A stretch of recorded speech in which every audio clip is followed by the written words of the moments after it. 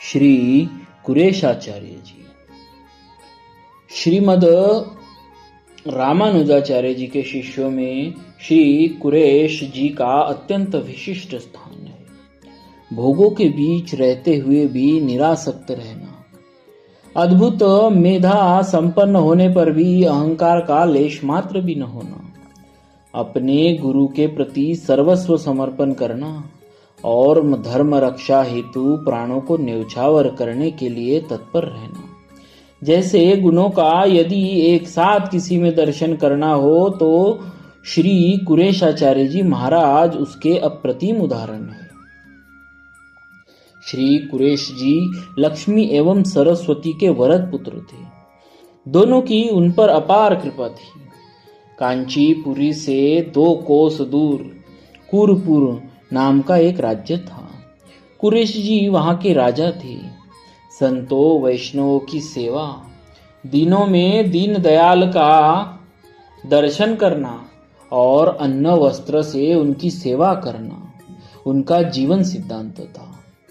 उनके राजद्वार पर प्रातःकाल से अर्धरात्रि तक याचकों को अन्न वस्त्र वितरित होता और फाटक बंद होने से पूर्व घंटा ध्वनि करके यह कहा जाता कि जो लोग अन्न वस्त्र न प्राप्त कर सके हो वे आकर प्राप्त कर ले।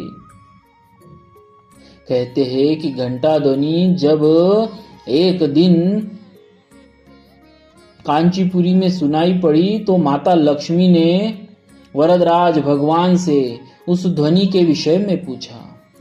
इस पर भगवान वरदराज ने माता लक्ष्मी को कुरेश जी की दान गाथा सुनाई। माता लक्ष्मी जी को कुरेश जी के कार्य से बड़ी प्रसन्नता हुई।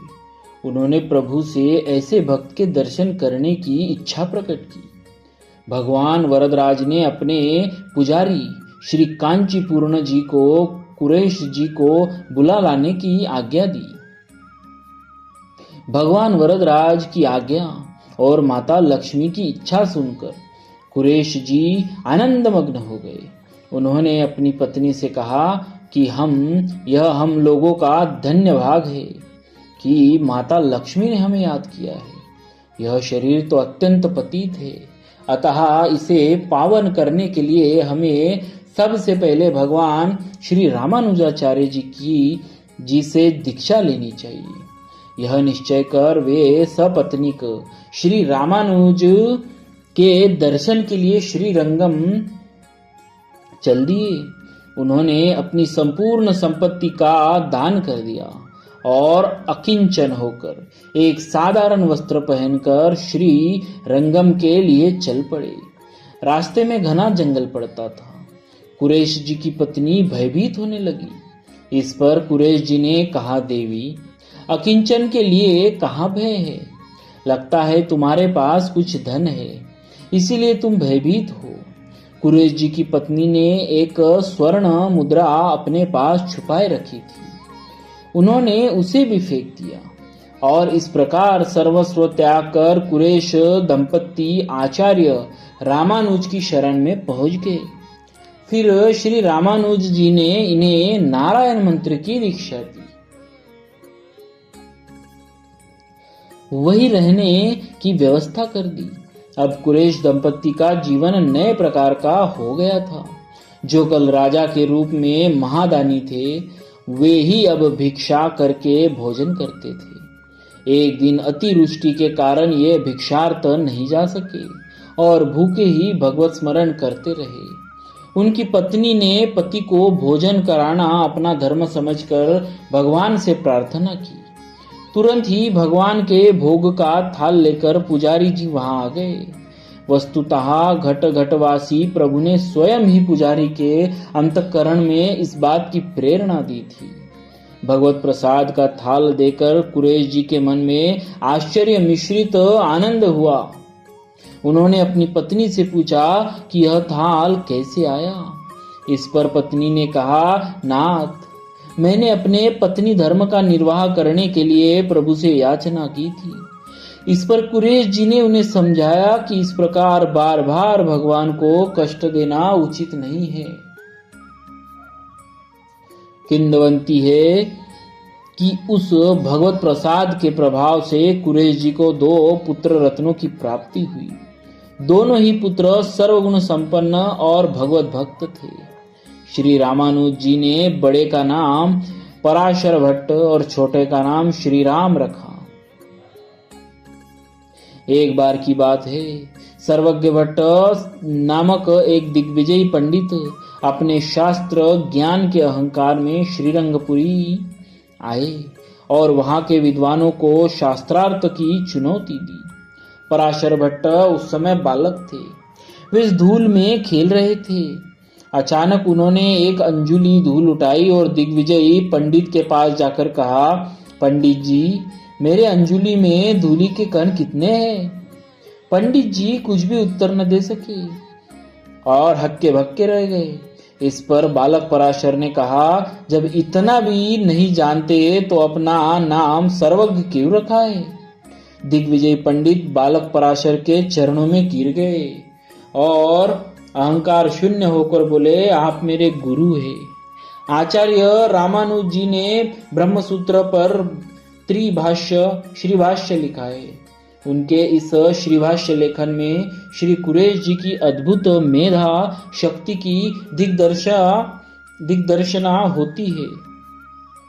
हुआ यूं कि श्रीभाष्य लिखने के लिए रामानुज जी को बोधायन वृत्ति की आवश्यकता थी। यह अत्यंत दुर्लभ ग्रंथ था जो कि कश्मीर के शारदा पीठ में ही प्राप्त हो सकता था, परंतु वहां के अद्वैत समर्थक विद्वान इसे देना नहीं चाहते थे, क्योंकि वे इस बात से भयभीत थे कि इस ग्रंथ के प्राप्त हो जाने पर आचार्य रामानुज हमारे अद्वैत मत का खंडन करके अपने विशिष्ट अद्वैत मत का प्रतिस्थापन करेंगे। अतः उन लोगों ने बहाना बनाया। स्वामी जी उदास हो गए। तब रात्रि में भगवती शारदा देवी ने स्वयं वह ग्रंथ लाकर रामानुज जी को दे दिया और कहा कि आप लोग यहाँ से चले जाइए, अन्यथा ये लोग इसे पुनः छीन लेंगे। भगवती माँ शारदा देवी का आदेश स्वीकार कर रामानुज जी वहां से चल दिए। पुस्तक की सुरक्षा का भार उन्होंने कुरेश जी पर सौंप दिया।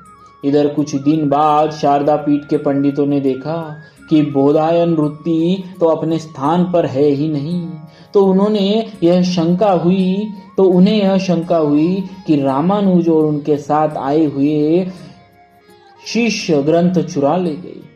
अब क्या था, उन लोगों ने क्रुद्ध होकर रामानुज जी का पीछा किया और 1 महीने में रामानुज जी तक पहुंच ही गए और उनसे ग्रंथ छीन लिया। इससे रामानुज जी को अत्यंत वेदना हुई। उन्हें लगा कि उनका ब्रह्मसूत्र पर भाष्य करने का संकल्प अधूरा ही रह जाएगा। अपने गुरुदेव को इस प्रकार दुखी देखकर कुरेश जी ने कहा, प्रभु आप दुखी न हो। कश्मीर से चलते समय प्रत्येक रात्रि में आपके सो जाने के पश्चात मैं ग्रंथ का पाठ किया करता था। ऐसा करते हुए 1 माह में मुझे पूरा ग्रंथ कंठस्थ हो गया। आप आज्ञा दे तो मैं उसे तुरंत ही लिख डालूं। रामानुजाचार्य जी का हृदय कुरेश जी की यह बात सुनकर गदगद हो गया। उन्होंने कुरेश जी को अपने हृदय से लगा लिया और कहा, वत्स तुम चिरंजीवी हो, तुम गुरु ऋण से उऋण हो गए। इस प्रकार कुरेश जी की दिव्य मेधा शक्ति श्रीभाष्य की रचना में आधारपीठ बनी। बोलिए श्री कुरेशाचार्य जी महाराज की जय। भक्तवत्सल भगवान की